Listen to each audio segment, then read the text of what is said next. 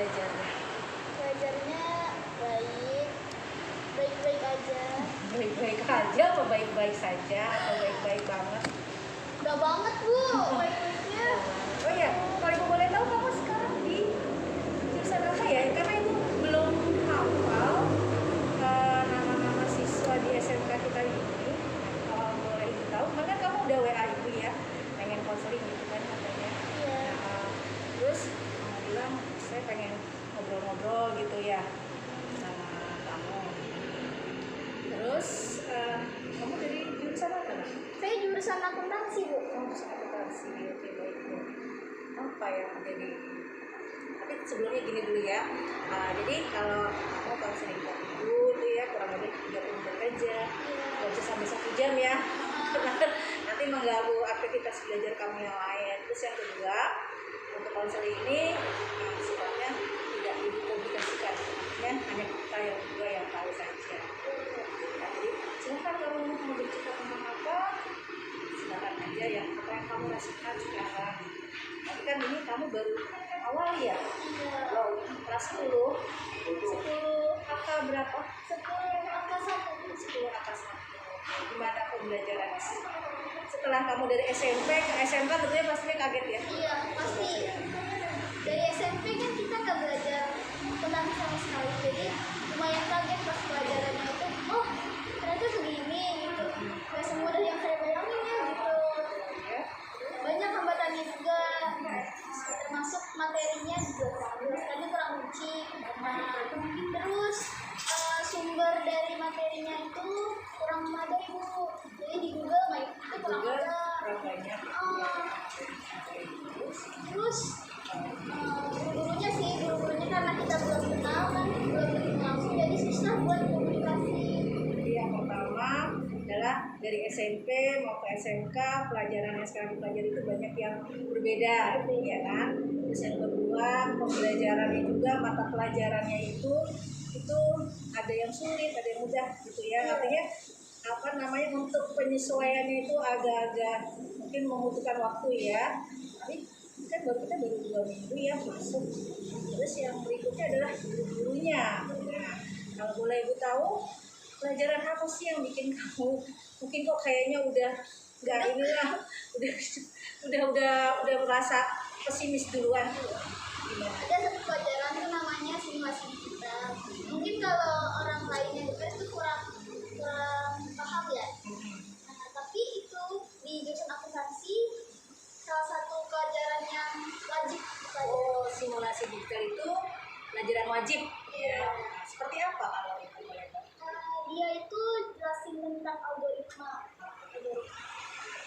Kita disuruh buat sesuatu yang berhubungan tentang algoritma itu Bu.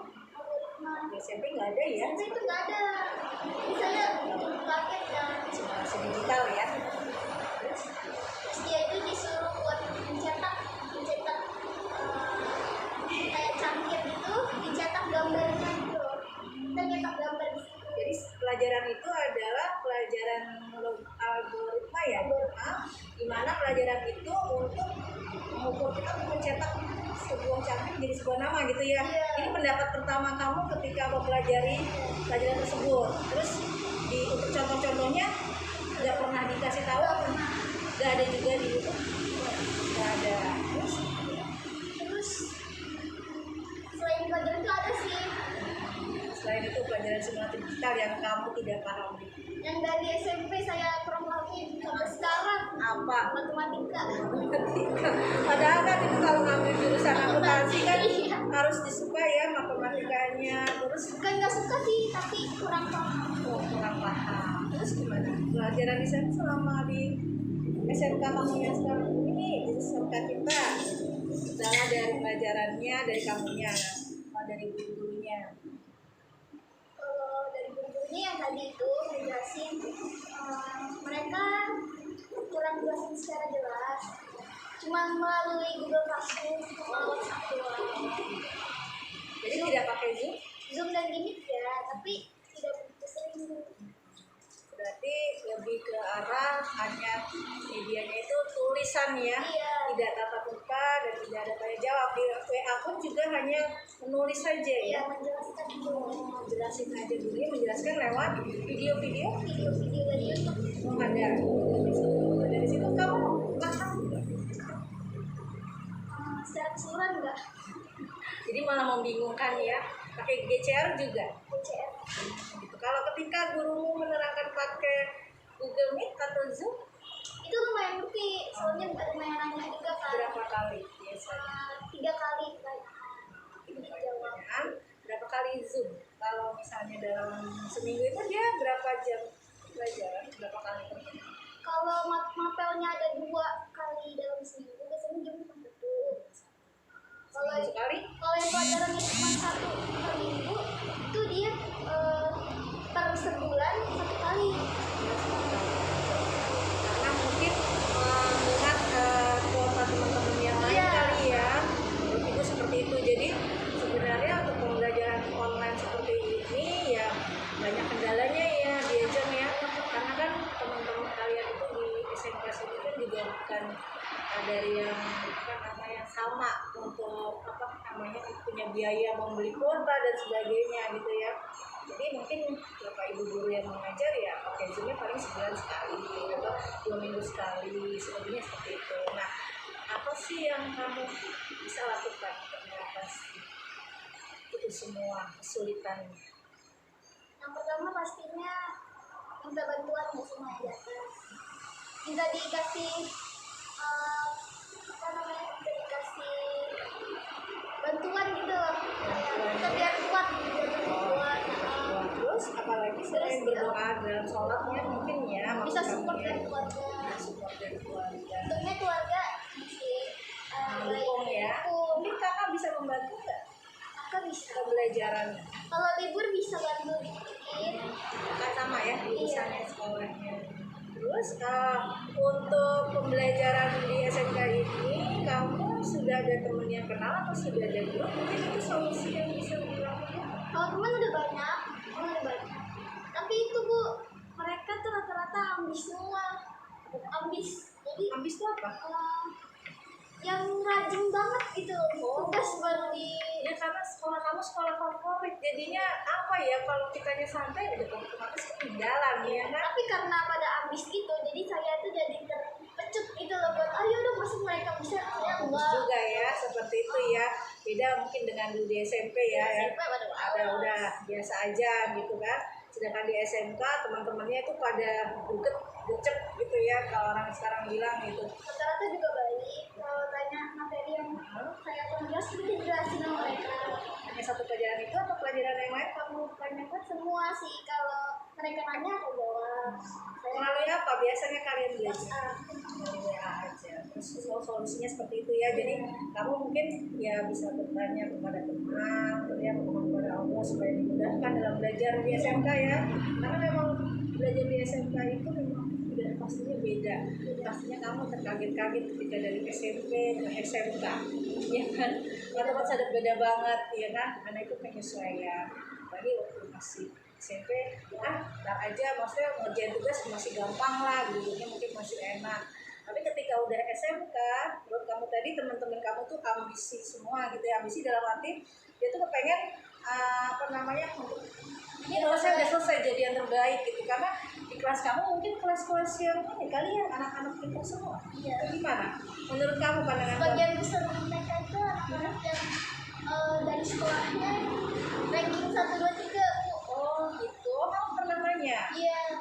Sebenarnya bagus juga seperti itu ya kalau misalnya punya temen yang ambisi, yang rajin seperti itu, Ibu rasa malah memacu semangat gitu ya, Iya, bukan karena semangat. kamu untuk bisa lebih baik lagi. Apalagi kan itu pelajaran sulit ya, belum pernah didapatkan sebelumnya, semua digital dan urusannya dengan pelajaran matematika juga ya. Iya. Selain pelajaran itu ada lagi yang punya kesulitan?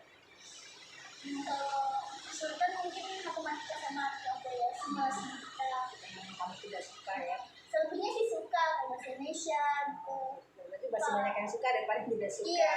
Nah, untuk mengatasi ketidaksukaan kamu sama pelajaran itu, selain berdoa minta kepada Allah, ada nggak solusi yang lainnya?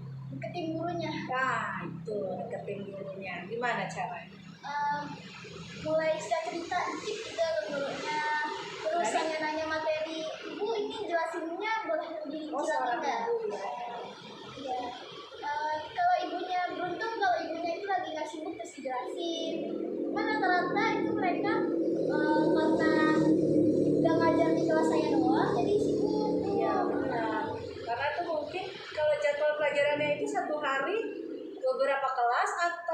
kelas berbeda-beda kalau ibu boleh. Karena ibu Gurunya, belum merhatiin banget sih untuk jadwalnya sekarang.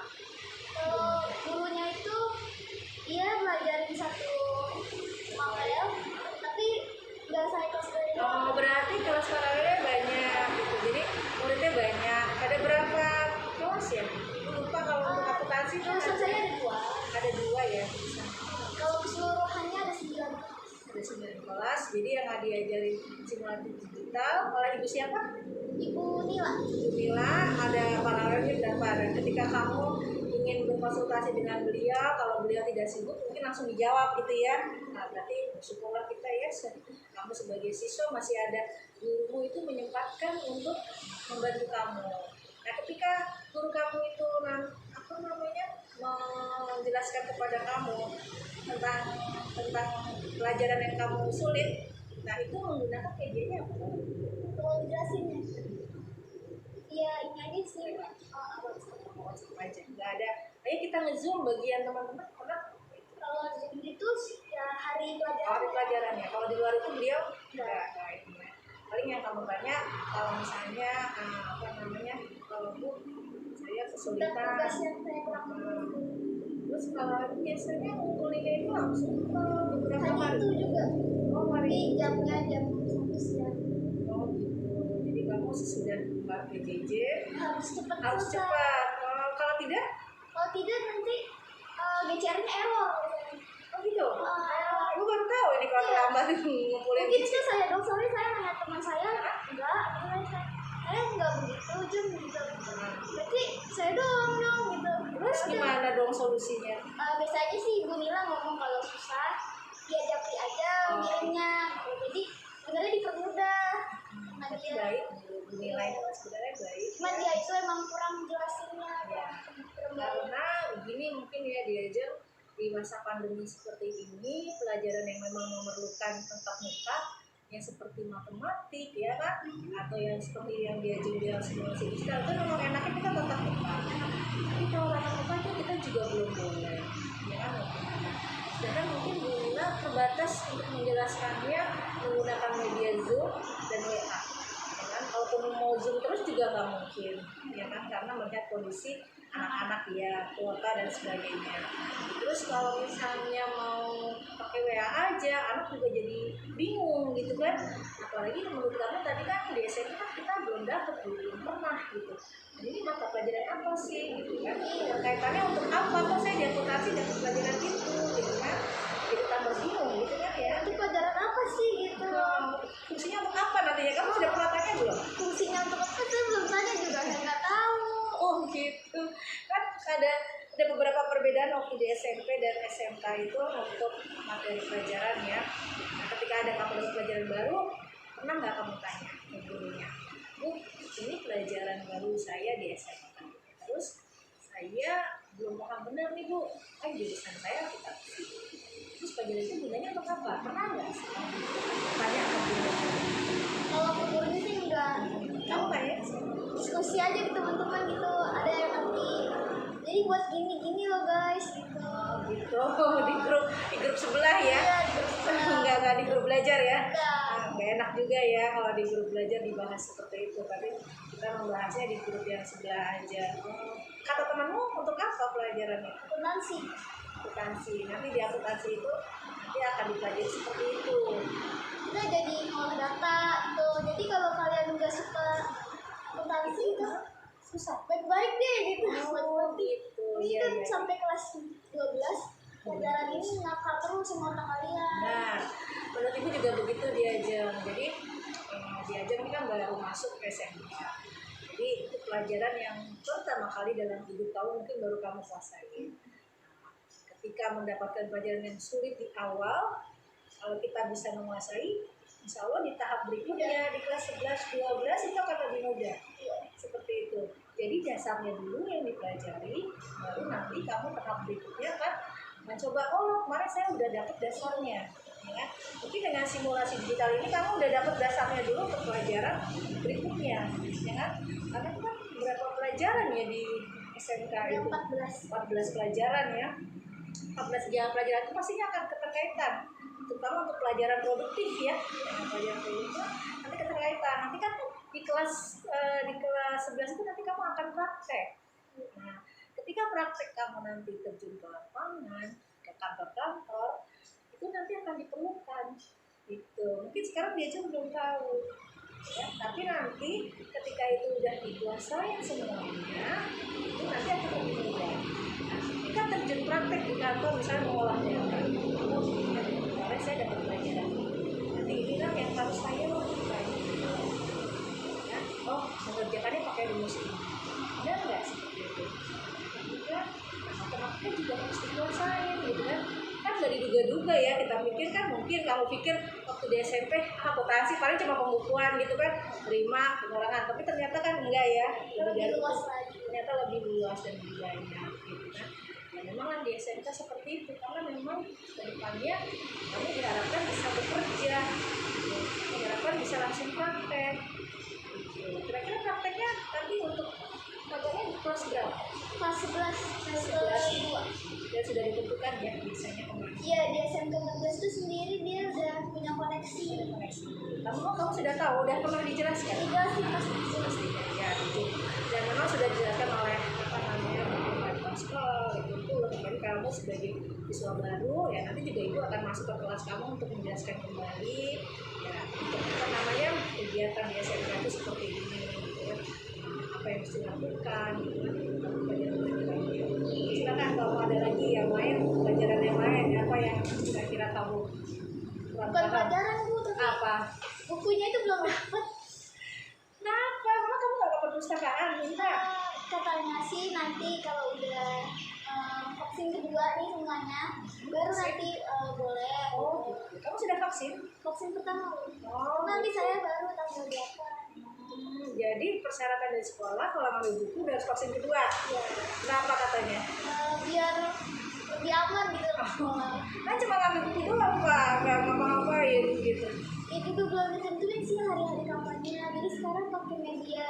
Sekarang nggak ada, kalau nggak ada buku, dia usahanya pakai apa? Saya download aplikasi belajar video. Bukan aplikasi belajar seperti apa? Kayak Genius. Berbayar ya? Kalau saya makanya enggak. Saya enggak. Jadi kalau saya bingung tanya yang dari WhatsApp-nya bisa. Oh, bisa. Itu semua pelajaran. Ibu juga baru tahu, belum pernah sama ibu download di sini. Iya, itu enggak semua karena di situ basisnya SMA. Oh, basisnya Pelajaran SMA itu hanya beberapa kali ya untuk yang sama aja. Ya, jenis. Nah kalau ibu boleh tahu nih, kalau misalnya nggak ada buku, terus Bu Nila ngajarin pakai apa? Nah, itu dia Bu. Ada PowerPoint kah? Bu Nila itu jelasin kalau kita disuruh cari arti algoritma sama flowchart di Google. Ada, tapi sama Bu Nila itu nggak jelasin itu apa sih gitu. Kita juga nggak ngerti karena di Google cuma gambar-gambar aja. Flowchartnya gambar. Iya. Nggak ada pengertiannya. Terus kamu sudah bilang belum ke Bu? Iya, kata Bu Nila, ini begini pelajarannya. Nanti kalian saya suruh buat cangkian gitu, yang kalian cetak sendiri pakai gambar SMK sama gambar apa yang kalian suka. Dia ngejelasin dulu, tapi dia nggak dijelasin tahap-tahapnya. Terus dia nggak dijelasin apa itu algoritma flowchart. Teman-teman kamu gimana? Ya kita pakai ilmu ngira-ngira Bu. Oke, ngira-ngira. Ngira-ngira aja bener. Ngira-ngira benar. Tapi pintar. Kalau ngira-ngira tapi terus hasilnya ada, berarti kan kalian sebenarnya pintar. Ngira itu maksudnya supaya kalian kreatif. Ya, kita harus positif dulu. Kenapa ya? Saya positif. Oh mungkin ini dididik untuk kreatif sendiri. Ya, karena peralihan dari SMP ke SMK itu memang anak-anak itu untuk kemandirian, ya kan? Nggak seperti dulu mungkin di SMP dibimbing terus harus begini begini. Nah, mungkin di sini Bu Nila mengajarkan untuk kalian tuh kreatif, mencari tahu, mencari solusinya, kan? Jadi setelah kamu bercerita kepada ibu, bagaimana perasaanmu sekarang? Lebih alhamdulillah kalau begitu. Jadi kalau menurut ibu mah diajar itu udah berarti walaupun baru 2 minggu ya, 3 minggu ya sudah mulai menguasai ya pelajaran di SMK. Anak-anaknya unek-uneknya udah lebih tercapai gitu ya. Ya nanti mungkin akan ibu bicarakan dengan guru, walaupun itu ibu tidak menyebut person satu-satu ya siapa anak yang bicara gitu kan, tapi paling tidak dari sini kita bisa jadi masukan gitu ya buat guru ya, bahwa untuk pelajaran-pelajaran tertentu memang membutuhkan tatap muka gitu kan. Kalau kita di SMK ini kan banyak sekali 14 pelajaran kan, 14 pelajaran aja udah bikin bingung gitu, dan semuanya hitung-hitungan ya, semua hitung-hitungan akuntansi, dan itu mungkin membutuhkan waktu yang ya, cukup juga di rumah untuk utak-utik ya. Iya. Yang ada belajar kamu gimana seharian itu? Bisa nggak bagi tugas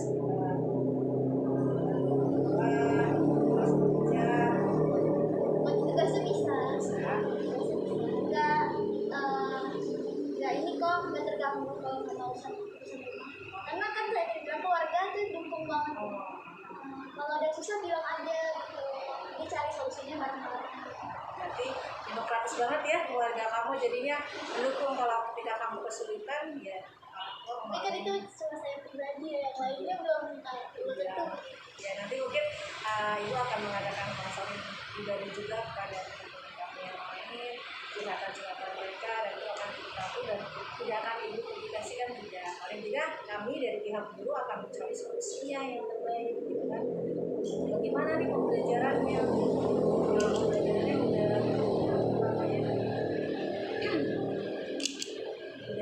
sampai atau belum ya. Sekitar gimana? Setelah kamu konseling sama ibu, terus kamu udah menceritakan ke Pona, kedepannya seperti apa? Kedepannya saya nggak mau lagi kayak gini. Belajarnya Sebenarnya nggak lulus sih, itu kan namanya cerita ya kan. tapi tetap aja di dada tuh kayak Sekarang lebih plong, tapi udah lebih lega ya. Kasih begitu kamu udah bersedia konsultasi sama ibu, dan kamu bersikap terbuka, ceritakan apa adanya, keluh kesah kamu selama belajar online. Ya mudah-mudahan ibu doakan kamu bisa lebih baik lagi, belajarnya juga lebih tekun lagi, karena punya teman-teman yang sportif, ambisinya bagus, dan setiap kawanannya juga tinggi. Itu rezeki kita, benar, itu rezeki kan, itu rezeki kamu. Nggak semua anak itu bisa sama seperti itu, makanya harus disyukurin. Tetaplah jaga silaturahmi dengan teman-teman ya, dengan perkataan yang baik seperti itu. Jadilah mereka sahabat yang baik buat kamu, sehingga nanti pembelajaran ini akan berjalan dengan enak gitu lah, 1 tahun nanti naik kelas 11, kalian bareng-bareng untuk kerja praktek dan seterusnya. Jadi gimana diajak? Sudah cukup atau? Sudah cukup buat sepertinya. Terima kasih ya. Ya, sama-sama diajak. Jangan, kalau misalnya masih ada yang ingin disampaikan, boleh nanti di lain waktu. Kita kalau ada kesempatan, boleh hubungi ibu lagi. Ya, udah silakan kalau kamu mau kembali lagi ke tempat. Ya. Terima kasih sama-sama. Waalaikumsalam warahmatullahi wabarakatuh. Saya akan menjelaskan 10 kriteria utama yang harus dimiliki oleh seorang konselor. Apa itu? Ya, yang pertama menjadi pendengar yang baik. Menjadi pendengar yang baik dalam hal ini ketika konseling menyampaikan informasi ataupun orang tua dalam menyampaikan informasinya, seorang konselor itu harus mampu mendengarkan dengan baik. Tidak boleh memotong pembicaraan dari si konseli tersebut. Jika ada hal yang perlu dikonfirmasi, maka konfirmasilah nanti setelah si konseli selesai dalam menyampaikan informasi tersebut. Tentunya juga dalam hal mengkonfirmasi suatu hal tersebut, si konselor harus dapat mengimbangi dengan kalimat-kalimat yang tadinya disampaikan oleh konseli.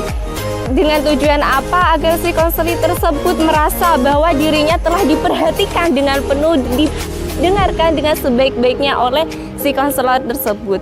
Yang kedua, yaitu mampu menilai. Mampu menilai secara akurat. Di sini maksudnya adalah seorang konselor mampu menilai diri dari seorang klien. Dengan tujuan apa? Konselor mampu menyiapkan konseli tersebut dalam hal di lingkup nantinya. untuk menjadi apa dia setelah nanti sekolah. Untuk hal itu, ketika si konselor bertugas di sekolah menengah atas misalnya, si konselor dapat memberikan sisi baik buruknya atau sisi kelemahan dan kelebihannya. Dengan tujuan apa? Agar si konseli mampu mempertimbangkan di sekolah mana ia akan melanjutkan untuk mencari ilmunya atau bekerja di mana sesuai dengan basic bidangnya yang dimiliki. Yang ketiga yaitu menjadi komunikator yang baik. Seorang konselor mampu memantulkan ide, pikiran yang dimiliki oleh seorang konseli tersebut. Memantulkan ide di sini maksudnya adalah si konselor mampu memantulkan ide atau pikiran yang dimiliki oleh konselinya dengan harapan apa? Ide atau pikiran yang dimiliki oleh si konseli tersebut dapat terwujud sesuai dengan keinginannya. Tentunya terwujud dalam bidang yang baik, gak yang buruk. Selanjutnya yaitu dapat memahami keberagaman.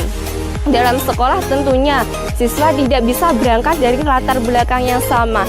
Mereka berasal dari ragam yang berbeda. Misalnya dari budaya yang beda, dari ras ataupun suku budaya yang berbeda, dan dari lapisan ataupun yang paling utama adalah dari strata sosial atau status sosial yang berbeda.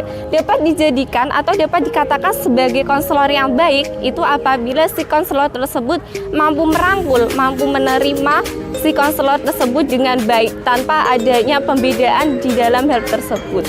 Selanjutnya yang harus dimiliki oleh seorang konselor adalah dia dapat bersikap ramah. Ketika kita ramah, otomatis konseli yang datang kepada kita dia akan enjoy, dia akan merasa hangat, dia akan merasa nyaman kepada kita. Ketika dia atau seorang konseli tersebut bisa merasakan kenyamanan, maka si konseli tersebut dapat terbuka apapun yang sedang dialaminya. Dia akan cerita apapun kepada kita, dia akan percaya bahwa kepada kita dia dapat menyelesaikan masalahnya dengan baik. Terus selanjutnya adalah dia berwibawa.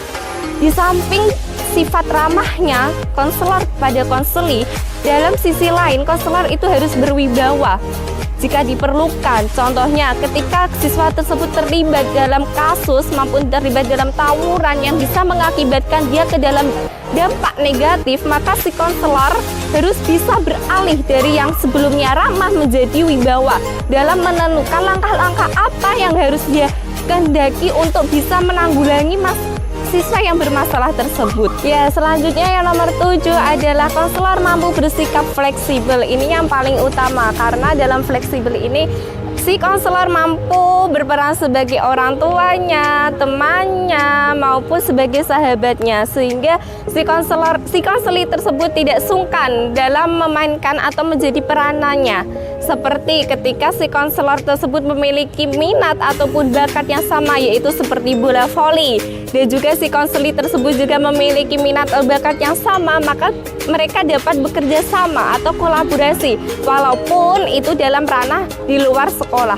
Akan tetapi yang perlu digarisbawahi dalam hal ini, ketika itu bisa menjadikan atau mensukseskan layanan program dari konselor tersebut, maka hal itu dapat diwujudkan dengan baik. Ya, poin ke-8 harus dimiliki oleh seorang konselor adalah mampu mengkoordinasi dengan baik.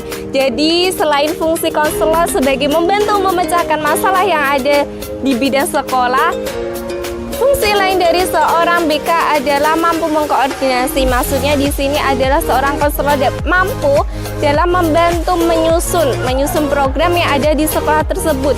Misalnya menyusun waktu ketika mau adanya tes, mau adanya UAS maupun penyusunan program-program lainnya. Jadi di sini seperti yang tadi bahwa konselor itu fleksibel. Jadi selanjutnya yang nomor 9 adalah mampu mengevaluasi.